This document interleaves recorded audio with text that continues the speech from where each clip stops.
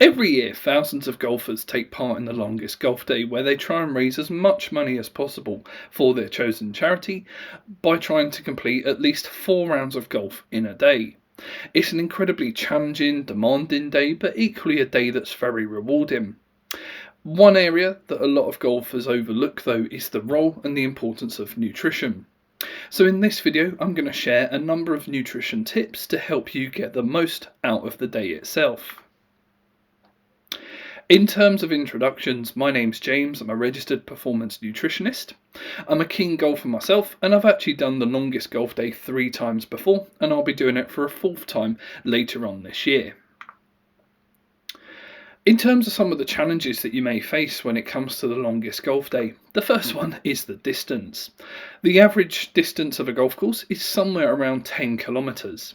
Some golf courses are a little bit shorter, some golf courses are a little bit longer, and equally on top of that, depending on how well the golfer's hitting the ball, you may be covering a little bit more distance than this anyway on a per round basis. What this therefore means is that actually over the course of the 4 rounds, you're essentially walking the equivalent to a marathon, maybe even a little bit more than that. The second challenge is then the environmental conditions. So the longest golf day occurs around the longest day of the year, so sort of June, July time. And of course, as part of that tends to be the summertime, tends to be very hot. So training, exercising in the heat places more or further demands on the body itself, which again can further impact your golf performance. The third challenge is of course the time and the duration itself. So most golfers will tee off somewhere around 4:30, 5 o'clock in the morning, and chances are you're not going to finish until maybe 7 or 8 o'clock at night, maybe even a little bit later, and you're spending pretty much all day just playing golf. You might have a few recovery or short breaks in between, but chances are they're not going to be very long. So this is where nutrition can play a key role in terms of supporting your golf performance. In terms of how it helps, first of all, it's going to enhance your performance. It's going to give you the fuel, the energy to support your performance physically, so allowing you to hit the ball as you normally do, allowing you to hit the ball further for longer. Can also impact your performance psychologically. So things like dehydration, for example, can significantly impair your shot distance, shot accuracy, and your ability to judge distances. So this could be the difference between you making that putt for birdie compared to you maybe making that putt for a triple bogey, for example. Again, things like this can be the difference between how much you enjoy the day compared to how much you hate it. And that is really the third part to it as well. It is an incredibly challenging day, but equally it's designed to be fun. And so if you're under fueling yourselves, not eating and drinking enough throughout the day, equally potentially maybe consuming the wrong foods and drinks at the wrong time, particularly as you get into sort of round 3 and 4, this is where you lose all that fun, that enjoyment, and it just becomes a really really hard work for the last few hours or so. So, in terms of how you fuel for the longest golf day, for me, I think it starts the day before. And so the day before, it's not about starting to carb load where you eat crazy amounts of pasta with every single meal. However, altering your nutrition in a way allows you to start to increase the amount of carbohydrate in your meals, which can then help to increase the storage of carbohydrate within the body. So carbohydrate is stored as glycogen within the muscles and the liver.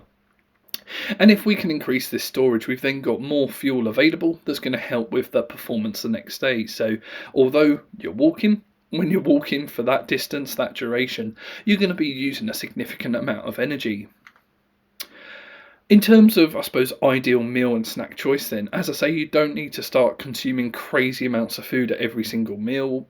But again, opting for carbohydrate-based meals and snacks throughout the day can certainly help. And of course, making sure you're drinking plenty of fluid each day as well. So drinking small sips on a regular basis throughout the day before can help maintain that hydration level. And as I've mentioned, things like dehydration can significantly impair your performance. So things like this are going to help reduce that risk. Just to demonstrate what this may look like then, this is by no means a definitive list, it's just to show you what this actually looks like. If you're interested in sort of specific amounts and numbers, I tend to go on the basis for things like this based on the intensity that you're working, the duration, somewhere around 6 to 8 grams of carbohydrate per kilogram of body mass. Don't worry too much about the specific numbers, but what you can see, just to give you maybe an idea or an outline of meal structure, one thing that you might find helpful is to break your meals down into, say, 5 or 6 meals and snacks spread throughout the day. So you could start the day beforehand with, say, breakfast of a large bowl of porridge with milk around 7 o'clock in the morning. Maybe add some orange juice or some form of fruit juice with that. With your meals, so things like lunch and dinner, again, trying to incorporate maybe a slightly bigger portion of the carbohydrate, but equally the other food groups are just as important. So things like the protein, for example, is going to help with muscle growth and repair, and equally it's going to help in terms of managing your hunger and appetite too. In terms of snacks, where possible, trying to choose these sort of carbohydrate-based snacks, whether that be things like yogurt pots, fruit, cereal bars, anything like that, can be great options, and you can see a few other examples on the slide as well. In terms of on the golf day itself, I suppose the first challenge in itself is the early start. Most golfers will tee off somewhere around 4:30, 5 o'clock in the morning, so chances are you're going to be getting up maybe 3 o'clock in the morning. So by the time you've got up, got ready, and then got to the golf course ready for that start time. And this is maybe the first challenge of the day, is the fact that probably at that time of the morning, you're not going to want to consume a huge meal or anything like that. So this is where planning and preparation makes a huge difference. So anything that you can sort of prepare beforehand. So for me, my go-to is overnight oats. Really simple, really easy to do. Leave them in the fridge overnight, and then depending on how I'm feeling, I can then have them before I leave to go to the golf course, or sometimes I've even taken them with me and had them before we tee off. Equally, you could use other examples, so using things like smoothies, so you could blend up some fruit, maybe add a scoop of oats in there just to give you some sustained energy for the first few hours of the day. You could use things like pieces of fruit, you could use wraps, bagels, it's entirely up to you. And of course, as I say, as well as what you're eating, don't forget to drink as well. So maybe take a water bottle with you that you can sip on during in the car on the way to the golf course as well. If you're a sort of sweaty golfer, particularly if it's a hot environment as well, add in some electrolytes. Again, you don't need to go sort of crazy with this, but electrolyte tablets or powders, adding those to your drinks bottles can just help replace some of the electrolytes that you'll lose in your sweat. In terms of before the round as well, a few other things to consider. So again, in terms of that planning and preparation, the one thing I always say to any golfer is to mark up your scorecard. So you can see on my scorecard, I've circled the 4th hole, 9th hole and 14th. This I do just as a reminder to remind myself to have something to eat. So in terms of on-call snacks, anything that's easy to digest, anything that's easy to store in your golf bag, so cereal bars, fruit, dried fruit, nuts, anything like that are good options. The one thing I would say with things like fresh fruit and things like bananas, for example, nothing wrong with these at all. I'd maybe make these your first snack for maybe the 4th hole, just because, again, if you're playing in hot temperatures, hot environments, if that banana sat out in the sun for a few hours, it might start to go a little bit off. And equally, if it gets crushed in your golf bag, leaks everywhere, it's just an absolute mess. For the 9th hole, so sort of halfway round each round itself, having a more substantial meal just gives you a little bit more energy. It's a good way to maybe incorporate a little bit more protein just to sort of tide you over in terms of managing your hunger and appetite until you've actually finished that round in itself. So things like chicken salad wraps, bagels, again, it's entirely up to you what ingredients that you add in here. But again, anything like that just gives you a little bit more energy, a little bit more protein to support there. As I say, making sure you're packing plenty of fluid in your golf bag as well that's going to see you through each round, or at the very minimum see you through for the first 9 holes, and even after the first 9 holes you pop into the clubhouse, refill your bottles there. In addition, particularly if you're playing in hot temperatures, hot environments, if you're using things like plastic bottles, the drink temperature is going to start to warm up quite quickly. If you've got an insulated bottle where you can maybe add cold drinks to it, add ice, it's going to keep your drinks colder for longer. And consuming cold fluids, cool temperatures are going to help lower your body temperature, help keep you nice and cool, ready, particularly sort of as it gets to sort of peak heat, sort of around lunchtime, mid-afternoon there. In terms of during the round itself, so once you've teed off, the day has begun. Again, really important, first of all, to make sure you're drinking on a regular basis. Again, you don't need to consume litres and litres every round. A good guideline I always say to people is take a few sips of your water bottle as you're walking from the green to the next tee. If you're playing a par 5 or some of the longer holes, again, taking a few sips as you're walking to where your ball's ended up. Again, it's just a chance to help maintain that hydration where possible. Too often I speak to golfers, even just if they're doing 18 holes, where they don't drink anything at all, and particularly if it is hot, they're sweating lots, they're losing all those electrolytes, and they start to get the headaches, that increased sense of fatigue, and it just ruins their round, particularly in the second half. So again, make sure you're drinking plenty of fluid. Again, please do stick to that fueling strategy I showed you on the previous slide. Just again, same thing. Too many golfers, they plan the strategy that they're going to follow, but they don't stick to it. Trouble with this is, again, in the same way you're not drinking enough, if you're under fueling, this is going to significantly impair your performance, but equally enjoyment, particularly for the second half of the day. So when you're onto the sort of the third and fourth round, you haven't got the energy, you haven't got the fuel to keep you going, and it's just an absolute slog. The performance starts to go downhill, so you just start topping the golf ball, you start hooking it all over the place, and as I say, it's just not enjoyable at all. But if you've got sort of 18 or 36 holes still to do, it's not enjoyable at all. Again, as part of that, having that sort of more substantial snack, that substantial meal sort of halfway through. So as I say, ninth hole is a good sort of guideline here. In terms of in between rounds, so if you've got a short recovery period, so between round 1 and 2, between round 3 and 4, a few things to bear in mind is, first of all, making sure you're rehydrating, so replacing the fluids lost. So it's always worth sticking an extra bottle of drink into your golf bag, or having that easily accessible if you're going back to your car, for example. It's also important to replace the carbohydrates used as well. So again, any sort of additional snacks, again, topping back up in terms of the cereal bars, whatever you find works for you. And of course, the same with the protein. So again, the protein is going to be really important for that muscle growth and repair. So things like biltong, beef jerky, things like nuts, anything like that. If you've got access to suitable storage, so anywhere you can keep them cold enough, things like milk and yogurts can be a really simple, easy access option here as well. I should say as well, in terms of these meal and snack ideas, again, it's by no means a definitive list, it's just a few examples to get you started. In terms of when you've got that bigger recovery period, so a lot of the time this is going to be your sort of lunch. So most people do round 1 and 2, lunch, where they might have half hour, 45 minutes, and then do round 3 and 4. The same nutrition logic applies here, so still making sure we're rehydrating, refueling, rebuilding the body. But this is where you've now got time for some more substantial meals. Again, a lot of golf courses, they're very different in terms of what they offer in terms of the food and the menu.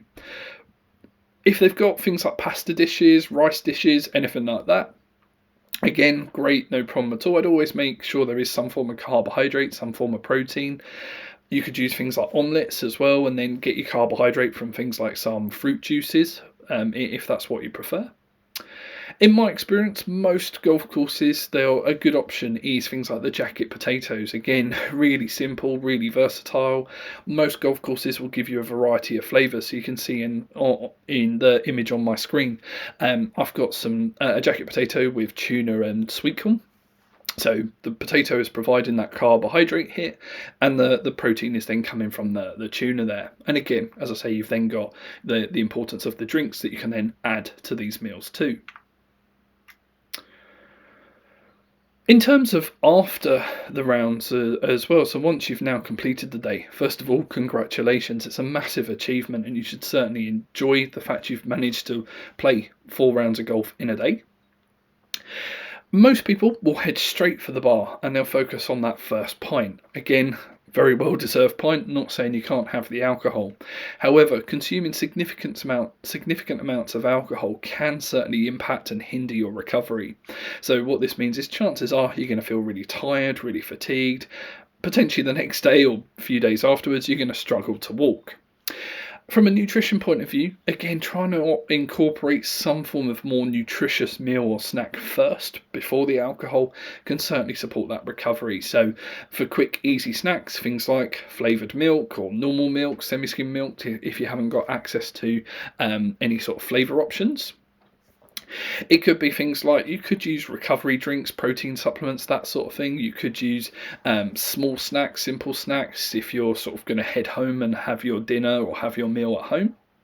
In terms of meal choice, again, anything like the pasta dishes, the rice dishes that I mentioned, things like stir fries. Again, stir fries are quite often my go-to just because it's quick, it's easy. If you've got a load of random ingredients that you're trying to use up, you can stick it all into sort of one pot, one pan, and it cooks within a fairly short period of time there. So I hope you found those tips helpful and useful from a nutrition point of view. As I say, I've done the longest golf day 3 times myself, so I've just added in a few additional tips as part of that. The first one is to enjoy it. Too often I've seen golfers where they hit a really bad shot, have that bad hole, and they're so caught up on that bad hole, it just ruins the rest of their day. You will hit those bad shots, you will have those bad holes. It happens to all of us. Let it go, move on, and enjoy the rest of the day. You've got maybe the day off work, day off school, to play golf with your mates, with your golf friends. It's a fantastic day, and please do bear in mind that enjoyment, because if you lose the enjoyment, it becomes so much harder to get it done. As I've said, make sure you're eating and drinking on a regular basis. Too often I see so many golfers that don't consume anywhere near enough that they should, and as I say, under fueling, under hydrating, it is just going to significantly impact your performance, particularly sort of towards the last part of the day. In terms of tip 3, planning ahead. This is the biggest tip I can give you. So planning your nutrition, planning your strategies for all the rounds, equally planning ahead in terms of food provision and food storage. Again, quite often a lot of golfers rely on what's in the pro shop. Most pro shops will just stock fizzy drinks, Mars bars, chocolate bars, that sort of thing. These sorts of things I wouldn't recommend because it's just going to give you this big sugar spike, and then it's going to drop off quite quickly, and you just get that sugar crash, and again, it's not really a sustained form of energy. So you're much better off planning, preparing, bringing your own meals and snacks to help support your performance throughout all 4 rounds. As part of that though, certainly reach out to your club where you're actually doing this. So again, ask the club kitchen if they can store your foods and drinks in the fridge, so it keeps them cold, keeps them cool, ready for the rounds coming up. And again, anything that you can do to save time. Time is going to be your biggest constraint whenever you do this longest golf day, particularly if there's 4 of you, if there's maybe a couple of groups of you doing this and you're following one another. Anything you can do to save time makes a huge difference. So I always say to people, call up in advance. So if you're doing, let's say, halfway and you're going past the clubhouse, it might be worth, if like a hole, maybe 2 holes before, just calling up saying, could they prepare 4 coffees, because we're on, let's say, hole 9. Could they get 4 coffees ready for you? Someone can walk across, grab the coffees, pay for them, and then you can carry on with your round. And it's the same when it comes to your meals as well. If the clubhouse is really busy and you only order when you come in, you might be waiting for quite a long time, and it's going to delay your start time for the next round. And as I say, you're going to lose the light very quickly. So if you can plan ahead, call up and say, right, we're on this hole, can you put through 4 jacket potatoes or whatever meal you've gone for? Again, by the time you've then got in, they've had it, the chefs have been cooking and preparing it for you, so you've got a much shorter wait time, so you can get back out to playing sooner rather than later. So I hope you found this video helpful and beneficial. First of all, if you're doing the longest golf day, I wish you all the best of luck with it. If you found this video helpful, please do share this with other golfers, share it at your golf course as well. If you're a golfer or someone looking for further nutrition support, please do reach out. I work with a whole range of athletes and individuals, whether that be to enhance their performance, training or health goals. If you found any of these tips useful or beneficial, give me a follow on social media. So I'm on Facebook and Instagram at James Fleming Nutrition. If you've got the longest golf day coming up, please do tag me in your videos. I'd love to reshare them. I'd love to reshare your fundraising efforts as well. But if you need any further support, like I say, please do reach out. I will be sharing more content on YouTube over the coming weeks, so please do subscribe to my channel as well.